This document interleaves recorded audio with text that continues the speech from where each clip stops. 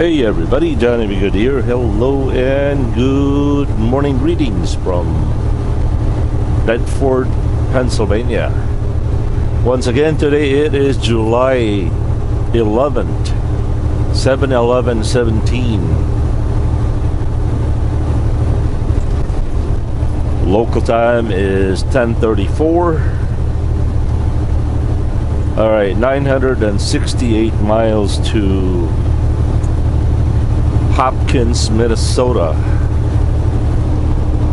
Right now I've got 7 hours and 46 minutes to drive before I am forced to take a 30-minute mandatory break. That's because I just did a 30-minute break, I don't know, less than 5 minutes ago. We are currently traveling on this Interstate 70 and 76, which is also the Pennsylvania Turnpike. Hold on, let me sip this coffee here.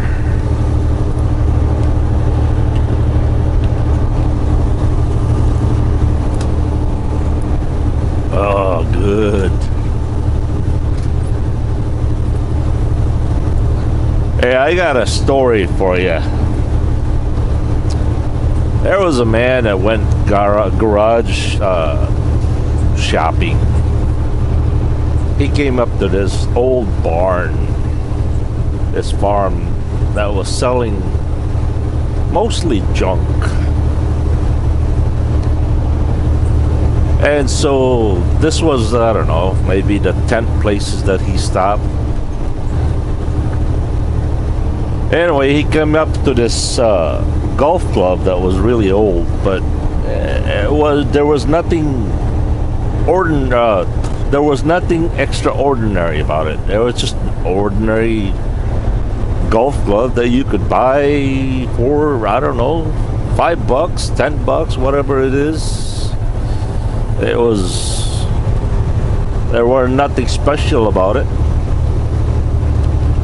And the owner was selling it for, I don't know, $50. So the shopper goes, the owner goes, how about a golf club for $50? And the man says, I wouldn't buy that for $5. It's not worth anything.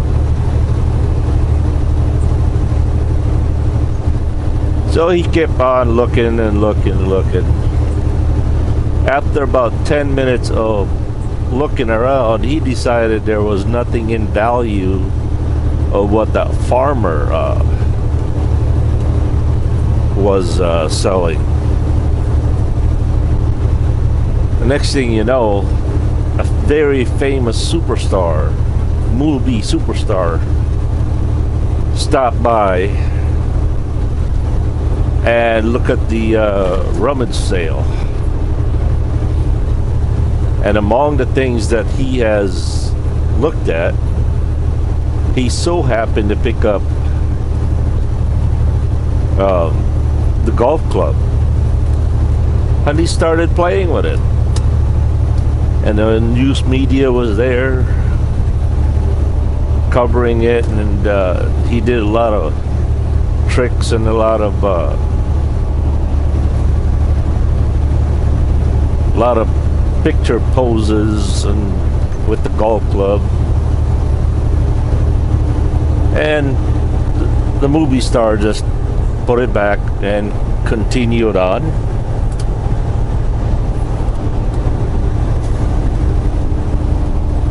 And so now the shopper goes back to the farmer and he says, I'll give you $500 for the golf club. The owner was shocked. It says, you said it's not worth anything. How come you're willing to buy it for $500? He says, yeah, it's worthless. It's still worthless, but the fact of the matter is that a famous movie superstar was holding it, playing with it, took pictures with it, and now it's worth $500. Even though the golf club itself, it's still worthless. I mean, okay, $5, whatever it's worth. It certainly wasn't worth $500, right?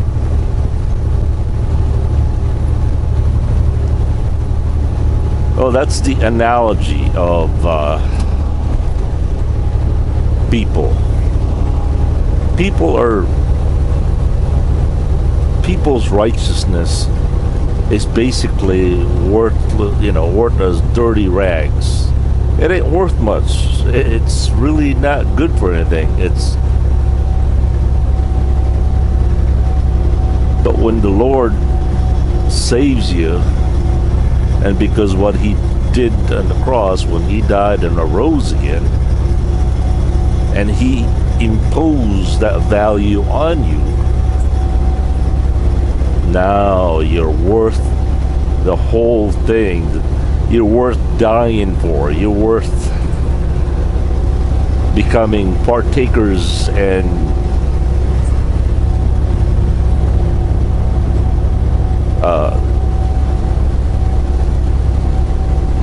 worth being a brother to the Lord.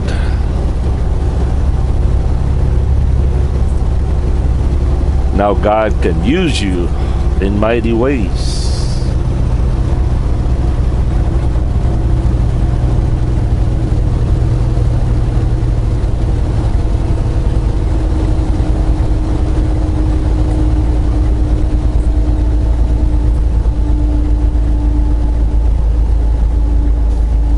I am still worthless. There's nothing special about me. There was nothing special dying about me. Nothing at all. But because of what the Lord has done for me and to me,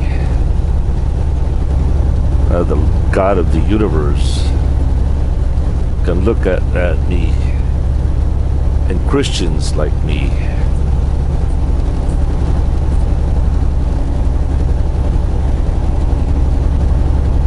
with worthy of the universe.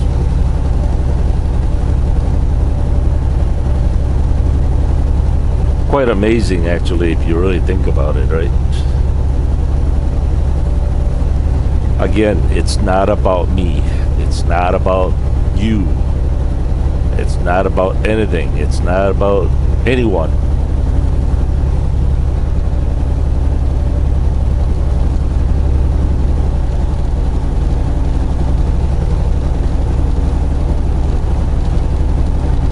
You know, when I was younger, very, very younger, I don't know, at the age of 18 maybe, I hated the idea of other nations conquering other worlds and other continents.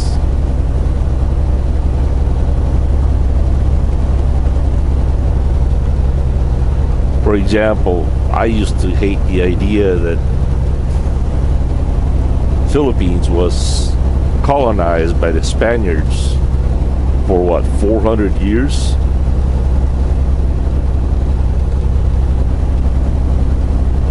And from what I understand, they were not exactly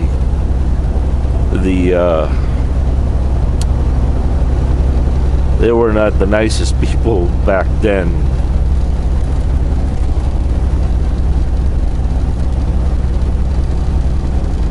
So they conquered the worlds, and with them, a few of them that came with them are the true believers of the Lord.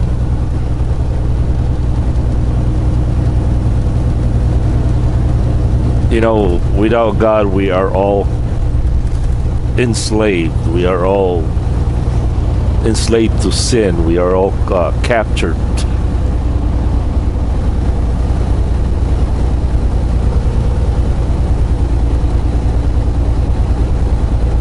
point is, as horrible as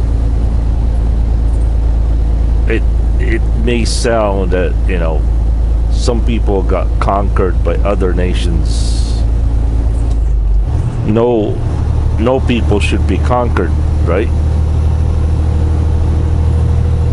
No nation should be enslaved by other nations. But the fact is, they were already enslaved. We were all enslaved at the day of your conception.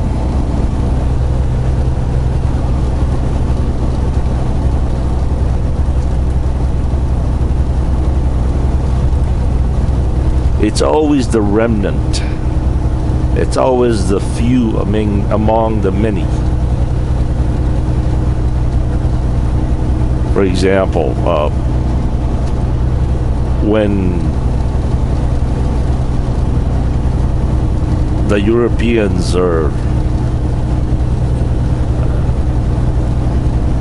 came to this continent, I would imagine they were not the nicest people either. But there were a few of them that brought the gospel with them.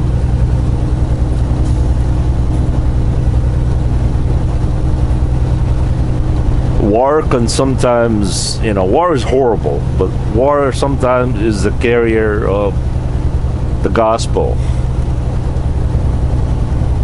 the message.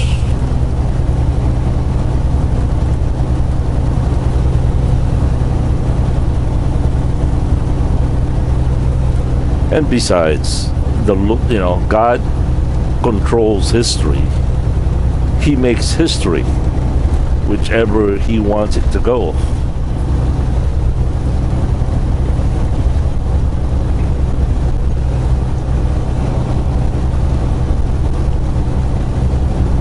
Once again, we are here at our favorite Allegheny Mountain Tunnel.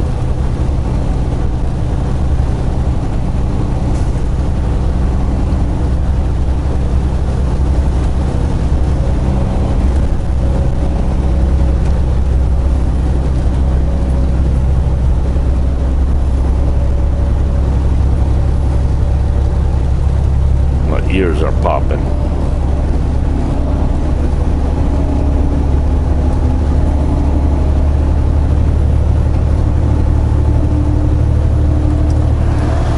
Uh-oh.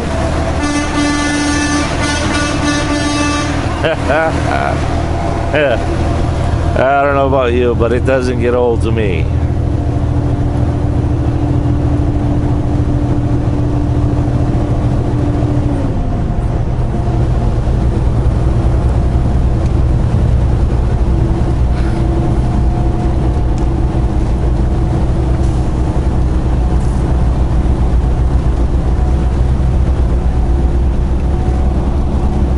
You know, whenever man meant it for evil, God uses it for good.